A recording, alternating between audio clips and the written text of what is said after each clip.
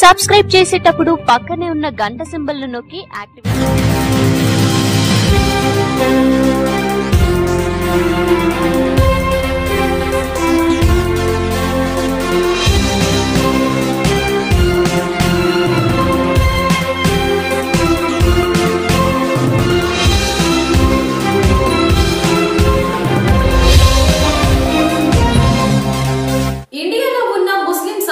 నరేంద్ర మోడీకి వ్యతిరేకంగా ఏపీలో తెలుగుదేశం పార్టీకి మద్దతు ఇవ్వాలని హుకుం జారీ చేసినట్లు కదిరి ముస్లిం నాయకులు తెలిపారు.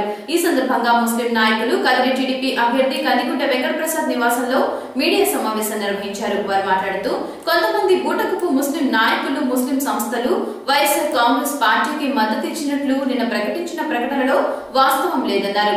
ఈ కార్యక్రమంలో మైనార్టీ నాయకులు ఆరిఫ్ అలీ, కాజీ అన్సారీ, హఫీజ్ అర్షద్, మౌలానా షకీల్ తదితరులు పాల్గొన్నారు. సాక్షి పత్రిక, సాక్షి టీవీలో వైఎస్ఆర్ కాంగ్రెస్ పార్టీ అధ్యక్షులు జగన్మోహన్ రెడ్డి గారి దగ్గర కొంతమంది ఉలమాలు జమియతే ఉలమా హింద్ పేరుతో రాష్ట్ర వ్యాప్తంగా వైఎస్ఆర్ కాంగ్రెస్ పార్టీకి మద్దతు ఇవ్వండి అని చెప్పి జాతీయ అధ్యక్షుల ఆదేశాల మేరకు వచ్చామని చెప్పి ఒక తప్పుడు సమాచారాన్ని రాష్ట్ర ముస్లిం మైనార్టీలలో తీసుకుని పోవడానికి ప్రయత్నం చేశారు. నిన్న జరిగినటువంటి ఆ టీవీ ఇంటర్వ్యూలో మా మిత్రులు మౌలానా ముఫ్తీ ఫారూక్ హాస్మి గారు, అదేవిధంగా మౌలానా హాఫీజ్ ఫహీం గారు, మరి ముఫ్తీ కౌన్సిల్ యూపీకి సంబంధించిన దారుల్ దేవబంద్ సంబంధించిన కొంతమంది ఉలమాలు అక్కడ సమావేశమై తప్పుడు సమాచారాన్ని రాష్ట్ర ప్రజలకు, అదేవిధంగా దేశవ్యాప్తంగా ఉన్న ముస్లిం మైనార్టీలకు ముందుకు తీసుకుపోవడానికి ప్రయత్నం చేశారు. చాలా బాధాకరమైన విషయం. సమాజంలో స్పృహ, సామాజిక బాధ్యత, ముస్లిం సమాజంలో చైతన్యాన్ని తీసుకొచ్చి సద్మార్గాన్ని బోధించవలసినటువంటి మత పెద్దలు, ఉలమాలు ఇటువంటి దారి ఎన్నుకోవడం చాలా బాధాకరమైన విషయం. అటువంటి వారిని ప్రోత్సహిస్తున్నటువంటి వైఎస్ఆర్ కాంగ్రెస్ పార్టీ కూడా సిగ్గుతో యువతల దించుకోవాలి. వర్గాల మధ్య వైరం, ప్రాంతాల మధ్య వైరం, కుటుంబాల మధ్య వైరం, కార్యకర్తల మధ్య వైరం సృష్టించినటువంటి వైఎస్ఆర్ కాంగ్రెస్ పార్టీ ఎంత దిగజారిందంటే ఈరోజు మత పెద్దలు, ఉలమాల మధ్య కూడా చిచ్చు రేపేటటువంటి ప్రయత్నం చేసింది. ఇది ముస్లిం సమాజం ఎంతో ఆలోచించాల్సిన సమయం. జమియతే ఉలమా హింద్ జాతీయ అధ్యక్షులు గౌరవనీయులు పెద్దలు అల్లామా హజరత్ మౌలానా అర్షద్ మదనీ దామాద్ బర్కాతుహుం గారు ఏనాడు ప్రత్యక్షంగా ఈ పార్టీకి మీరు సంపూర్ణంగా మద్దతు ఇవ్వండి, ఈ పార్టీని ఓడించండి అని చెప్పడం లేదు. కేవలం ప్రజలకు జమియతే ఉలమా హింద్ ఎప్పుడు కానీ స్వాతంత్రం సిద్ధించిన ముందు నుంచి 125-130 ఏళ్ల ఈ యొక్క జమియతే ఉలమా హింద్ సంస్థ అనేది ఏర్పాటు చేసింది భారతదేశ స్వాతంత్రం కోసం.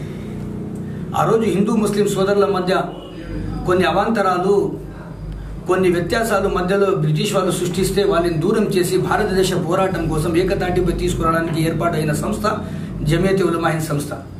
దానికి అధ్యక్షత వహించినటువంటి హుస్సేన్ అహ్మద్ మద్నీ గారు, వారి పెద్ద సుపుత్రులు మౌలానా అసద్ మద్దీన్ దామాద్ రహమతుల్లాహి అలై గారు, ఇప్పుడు వారి ద్వితీయ పుత్రులు మౌలానా అర్షద్ మద్నీ గారు, జాతీయ అధ్యక్షులు ఎవరైతే ఉన్నారో ఎప్పుడు కూడా మత సామరస్యాన్ని కాపాడడం కోసం ప్రయత్నం చేశారు. భారతదేశంలో సోదర భావాన్ని పెంపొందించడానికి ప్రయత్నం చేశారు. సెక్యులర్ భావాజాలు కలిగిన పార్టీలు కానీ, అధ్యక్షులు కానీ, ప్రభుత్వాలు కానీ ఏర్పాటు కోసం వారితో దోహదపడ్డారు, ప్రయత్నం చేశారు. కర్నూలుకి మొన్న వచ్చినప్పుడు కూడా ఒకే మాట చెప్పారు. బీజేపీ మరియు బీజేపీతో ఒత్తాసు పలికి బీజేపీతో లోపాయికారి ఒప్పందం కుదుర్చుకున్న పార్టీలు ఏవైతే ఉన్నాయో అటువంటి పార్టీలను ఓడించండి.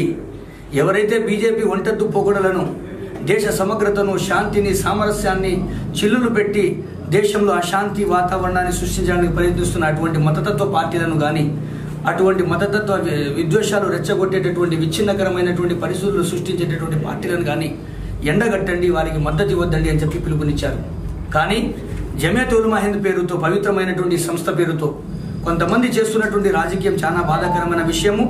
వారు బహిరంగంగా క్షమాపణ చెప్పాలి.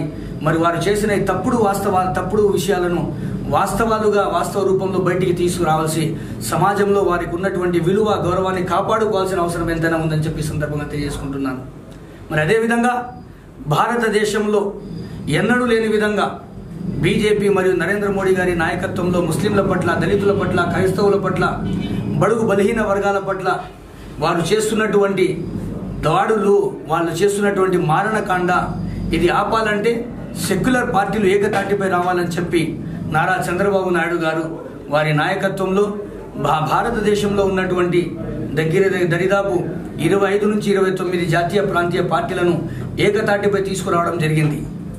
ప్రస్తుతం భారతదేశంలో అంతర్గత కలహాలను దూరం చేయడానికి, మత సామరస్యాన్ని పెంపొందించడానికి, సెక్యులర్ భావజాలతో సోదర భావంతో భారతదేశ ప్రజలు బతకాలంటే కేవలం ఇక్కడ పైన కూర్చుండే అధికారంలో కూర్చుండే పార్టీల యొక్క నాయకుల్లో కానీ, పార్టీ యొక్క సిద్ధాంతాల్లో కానీ మత సామరస్యం, సెక్యులరిజం ఉండాలని చెప్పి ఈ సందర్భంగా వాళ్ళు చెప్పారు.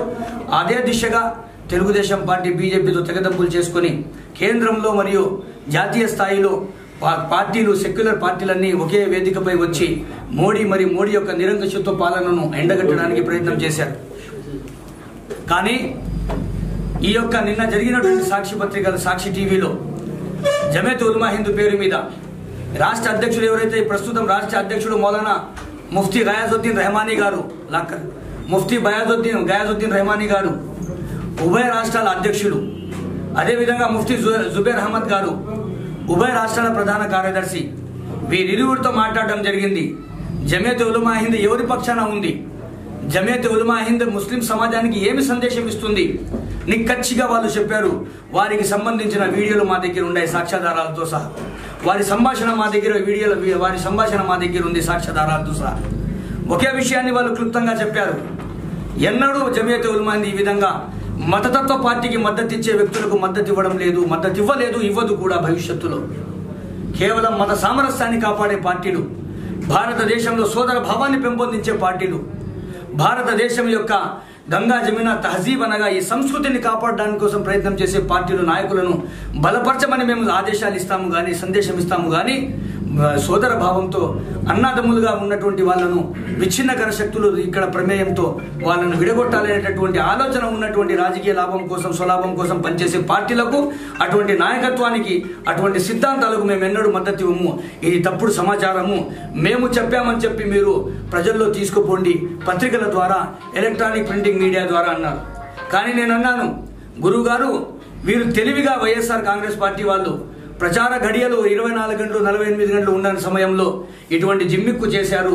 కొంతమంది లోబర్చుకొని, కొంతమందిని వాళ్ళు వాడుకొని, ఇప్పుడు వెంటనే మనము కేవలం ప్రజల్లో ఏ విధంగా తీసుకోగలము, మీ తరఫు నుంచి వచ్చేంత వరకు వారు ఎవరు నమ్మరంటే ఇమీడియట్ వాళ్ళు ఒక వీడియో పంపించారు. బయట దేశాల్లో ఉన్నారు కాబట్టి ఒక వీడియో సందేశాన్ని కూడా పంపించారు. 1 నిమిషం 1 మినిట్ 3 నిమిషాల 3 సెకండ్ల ఈ వీడియో పంపించడం జరిగింది.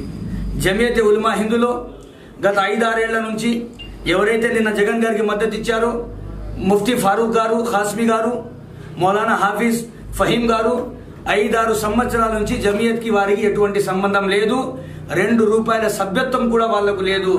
రెండో విషయం, జమియత్ ఉలమా హింద్ జాతీయ స్థాయి నాయకులు ఎవరైతే హసన్ మద్నీ గారు అంటారో వారికి కూడా జమియత్ ఉలమా హింద్లో ఎటువంటి సంబంధం లేదు. ఆ మదనీ కుటుంబానికి సంబంధించిన వ్యక్తి అతని లెటర్ ప్యాడ్ తీసుకొని వీళ్ళే కొంత రాతలు రాసుకొని సంతకం చేసుకుని దాన్ని ఇక్కడ తీసుకొచ్చి పెట్టడం జరిగింది. కాబట్టి ఇటువంటి ప్రజలను ఎందుకు మభ్యపెడుతున్నారు? ఓట్ల కోసం మీరు ఎందుకు మభ్యపెడుతున్నారు? శవ రాజకీయాలు మీకు అలవాటు. తండ్రి మరణం ధృవీకరణ కాకముందే మీరు ఎమ్మెల్యేల సంతకాలు తీసుకుంటారు ముఖ్యమంత్రి కావడానికి కోసం. బాబాయ్ మరణిస్తే దాన్ని కూడా రాజకీయం చేయడానికి మీరు ప్రయత్నం చేస్తారు. 9 గంటలకు హార్ట్అటాక్ అంటారు, 4 గంటలకు మళ్ళీ హత్య అంటారు. కుర్చీ మీద అంత మక్కు ఉంటే ప్రజల్లో సేవా దృక్పథంతో ముందుకు రండి. మీరు చేసే సేవా కార్యక్రమాలు, ప్రజలకు ఇచ్చేటటువంటి ఫలితాలు, ప్రజలకు ఇచ్చేటటువంటి మీరు సంక్షేమ పథకాల గురించి చెప్పుకుంటూ ముందుకు రండి. కేవలం మీ తండ్రి గారి యొక్క పేరు, రాజశేఖర రెడ్డి గారి యొక్క పేరు వాడుకొని, రాజశేఖర రెడ్డి గారు ముస్లింలకు ఏదో చేశారనేటటువంటి ప్రతిసారి గత 15 ఏళ్ల నుంచి 2004 నుంచి ఇప్పటి వరకు మా నాన్న అది చేశాడు. మీ నాన్న చేశారు, దానికి ప్రతిఫలంగా 2 సార్లు ముఖ్యమంత్రి ముస్లిం మైనార్టీలు చేశారు. మీ నాన్న కొడుకుగా నీకు 5 లక్షల కంటే ఎక్కువ మెజార్టీతో ఒకసారి ఎంపీగా మేము ఉప ఎన్నికల్లో గెలిపించాము. మీ నాన్న చేశారని చెప్పి గతంలో 67 నుంచి 70 ఎమ్మెల్యేలు మీకు గెలిపించి ఇచ్చాము. ముస్లిం మైనార్టీల జనాభా ఒక విషయం ముస్లిం సహోదరులు మరి రాష్ట్ర ప్రజలు గుర్తించాలి. ఎక్కడెక్కడ మైనార్టీల శాతం ఎక్కువ ఉందో అక్కడ మాత్రమే జగన్మోహన్ రెడ్డి గారు గెలిచారు. అంటే గతంలో సంపూర్ణంగా జగన్మోహన్ రెడ్డి గారికి ముస్లిం మైనార్టీల మద్దతు ఇచ్చారు. అందులో భాగంగా కదిలో కూడా ఒక ఎమ్మెల్యే ముస్లిం మైనార్టీల ఓట్లతో గెలిచారు.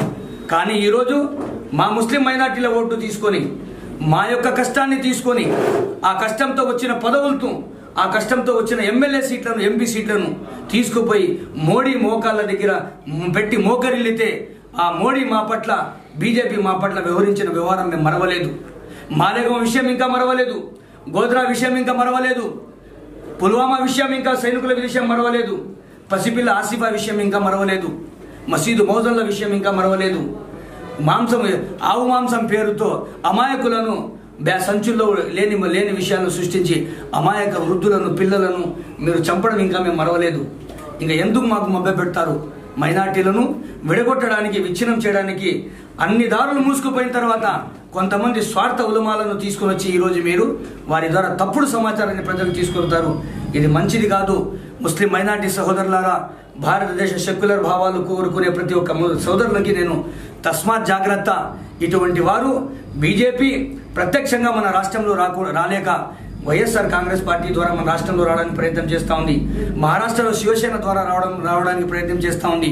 తమిళనాడులో అన్నా డిఎంకే ద్వారా రావడానికి ప్రయత్నం చేస్తూ ఉంది. పంజాబ్లో అకాలీదళ ద్వారా రావడానికి ప్రయత్నం చేస్తూ ఉంది. భారతదేశంలో కొన్ని రాష్ట్రాలలో ప్రత్యక్షంగా వాళ్ళ మనుగడ సాగదు, వారు రాలేరు. కాబట్టి ఇటువంటి చిన్న చితక ప్రాంతీయ పార్టీల ద్వారా ఇక్కడ ప్రాబల్యం పెంచుకొని దేశాన్ని విచ్ఛిన్నకరం చేయడానికి. ఇంకో విషయం నేను మీకు చెప్తున్నాను. రాజ్యాంగం ఆర్టికల్ 368 ప్రకారము ఒక చిన్నటువంటి లొసుగును వాళ్ళు ఆసరాగా తీసుకొని 368 ఆర్టికల్ ప్రకారం 364 మంది ఎంపీల సంపూర్ణ మద్దతు ఏ రోజైతే వాళ్ళకి లభిస్తుందో ఆ మద్దతుతో మొట్టమొదటి బిల్లు వాళ్ళు పార్లమెంట్లో ఆమోదింపజేసుకునేది ఈ దేశాన్ని హిందూ రాష్ట్రంగా మార్చాలని. తస్మాత్ జాగ్రత్త. మా ఓట్లతో గెలిచిన ఎమ్మెల్యేలు మోడీ దగ్గర మోకరిల్లుతున్నారు. మా ఓట్లతో గెలిచిన ఎంపీలు మోడీ దోషుల మోడీ యొక్క చేతుల్లో మా భవిష్యత్తు పెడుతున్నారు. మోడీ మరి బీజేపీ ఎలాంటి వ్యక్తులు, ఎలాంటి పార్టీ మీరంతా గ్రహించాలి. కాబట్టి దయచేసి సమయం తక్కువ ఉంది మిత్రమా, సోదరులారా, సమయం తక్కువ ఉంది. ఇటువంటి కల్లిబుల్లు కబుర్లు వద్దు. ఓట్లు అడగండి. మీరు చేసిండే చేయబోయే డెవలప్మెంట్ గురించి అడగండి. ప్రజలకు మీరు చేసిండే మీరు చేసిండే సహాయము, ఇంకా చేయబోయే సహాయం గురించి అడగండి. రాబోయే రోజుల్లో రాష్ట్రం కోసం మీరు ఏం చేయగలరు అది చెప్పి అడగండి. దేశం కోసం మీరు ఏం చేయగలరు అది చెప్పి అడగండి. అంతేగాని మతం ముసుగులో, ఉలమాల ముసుగులో, జమేత్ ఉలమాయిన్ లాంటి స్వాతంత్ర పోరాటంలో ప్రధాన కీలక పాత్ర పోషించినటువంటి అతిపెద్ద సంస్థను వాడుకొని ఈ విధమైనటువంటి తప్పుడు సమాచారం ఇచ్చి ప్రజలను కన్ఫ్యూజన్ లో మరియు వాళ్ళ అనిశ్చితమైనటువంటి పరిస్థితుల్లో పెట్టద్దని చెప్పి ఈ సందర్భంగా తెలియజేసుకుంటున్నాను. సబ్స్క్రైబ్ చేసేటప్పుడు